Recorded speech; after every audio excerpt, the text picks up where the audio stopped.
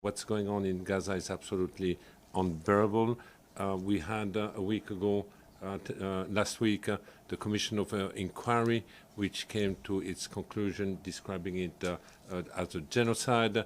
It added, in fact, its conclusion to many other, I would say, scholars or NGOs, including Israeli NGOs, who basically concluded to the same. And it is true that Gaza today, people are experiencing hell in all its possible facets. It's quite common now today to hear in Gaza that people just dream to be able to properly die rather than to go through this suffering. It says a lot. I think during this week there have been also a few events where we were reminded about the fate of the children, the war on the children, the number of children, the highest number in the world of amputees, amputation taking place without sterilization, the fact that on a daily basis you have the equivalent of a full classroom of children dying, one every hour, 25, 28 on a daily basis. So I think it's very important to keep, expressing total outrage on what's going on. And of course, what part of our frustration is that this outrage has not yet been translated into meaningful action, putting an end to the atrocity that we are recording on a daily basis. Undermine all humanitarian work in Gaza. On one hand, we have a fabricated famine, a man-made famine in Gaza, and we have tons of goods waiting outside of Gaza.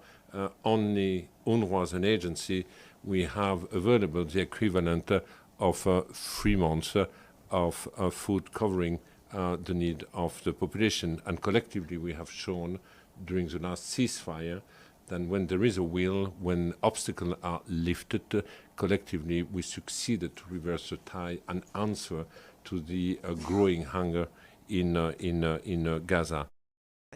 We'll now turn for questions. First, Abdul Hamid.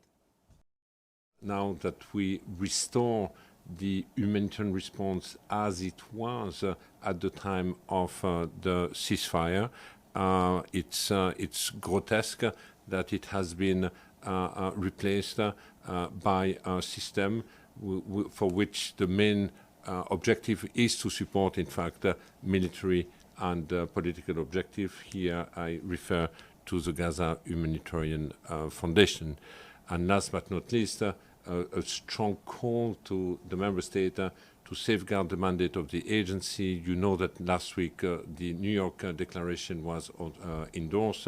It featured quite predominantly the role of UNRWA, and I think it is important that if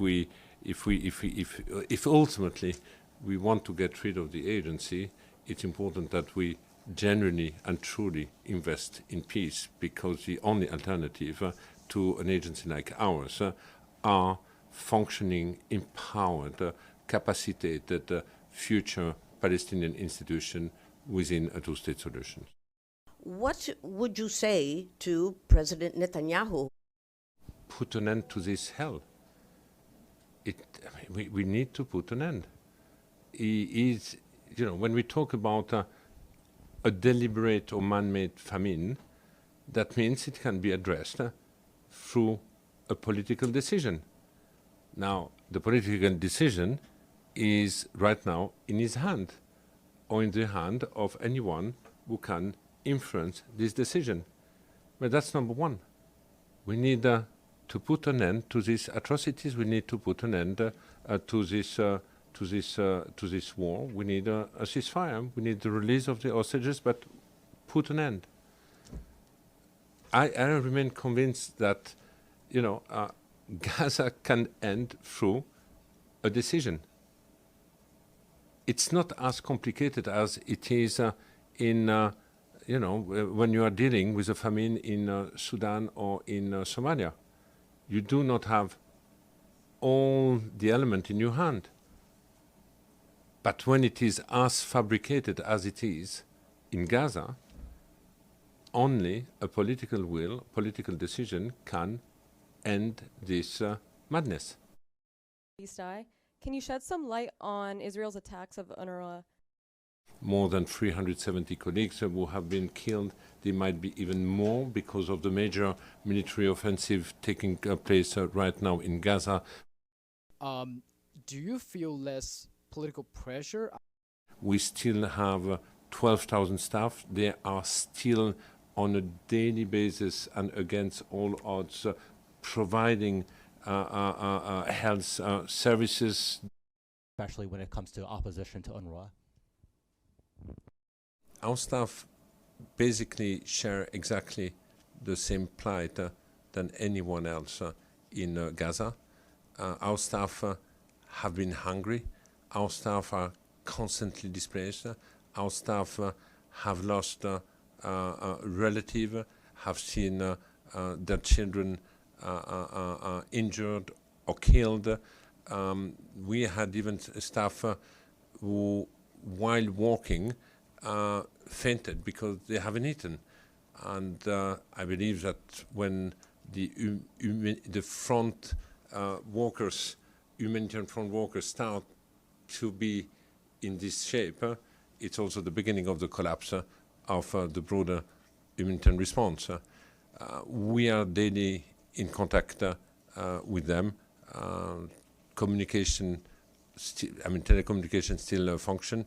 There have been just some suspension temporarily in some area, but fortunately that's not yet fully the case. But the point is, you cannot really protect the staff because we cannot protect the population right now, as long as this operation continues. Lazzarini, thanks so much.